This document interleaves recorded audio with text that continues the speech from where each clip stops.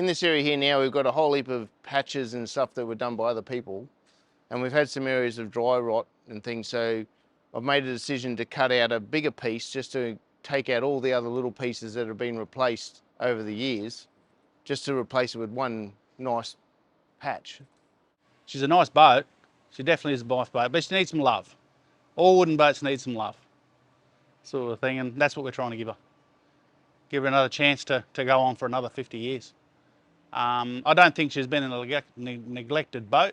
I think just there comes a time when you need to do a major refit on any boat's life, and this is it. At the moment, I'm taking the ply out of here. We want to inspect the roof beams and just get out it was all patchwork here. It was like a quilt.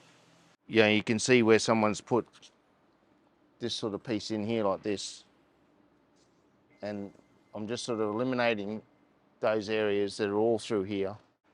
That's a fluoro light fitting right there. That's been left in there. Another one over there. So they've just left those in there and buried them. They're the type of things at the moment we didn't know anything about. We've got areas of rot in the deck beams. So you can see this is rot. So we're just making sure that we'll fix those areas. Just the pieces there, bits and pieces over the life of the boat. If there's only an area that's, affected, that's all they've been asked to fix. And they can't see it because we've got all the paint off now, where before it's all painted, so you can't see. So we've cleaned it all off, as you can see, back to bare plywood. And so we can see all the areas that have been repaired before where other people can't. Here, that's a sort of how it'll end up. Like there, you'll have 2 laminations of ply there. And the first piece goes in this section here, where it's opened up here. And you get some backing pieces in there. And the next piece will go on like that, all the way through. And that'll give it a lot of strength. It ties everything together. And that's what we'll do here.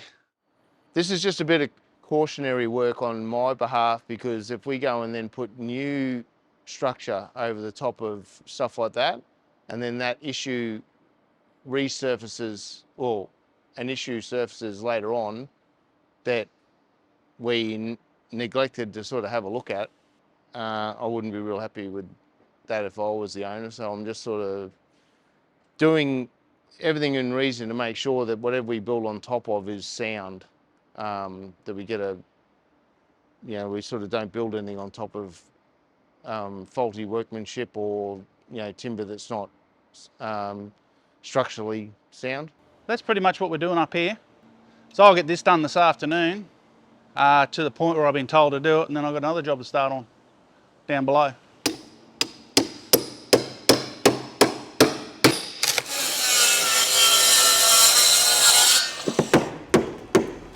It was a collaborative thing between Dad and Darky, Pop, and Pop generally drew the lines plans and the shapes of the boats, and Dad would have a lot more input with the owners and then how they wanted the layout, what they wanted. So Dad was involved in that side of it. Pop was an exceptional talent.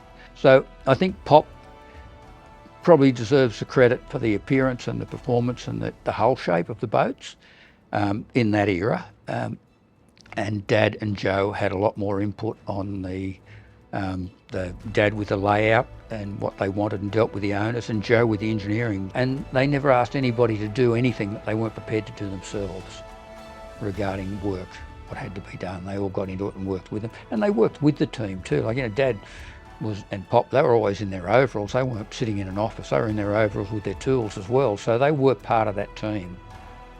So I think therefore that was, came from the top down. From stem to stern, join us at Australia's Classic Boats as we follow the Sundowner refit journey. Published at coastwatch.com.au. Subscribe to our YouTube channel at youtube.com/coastwatch1.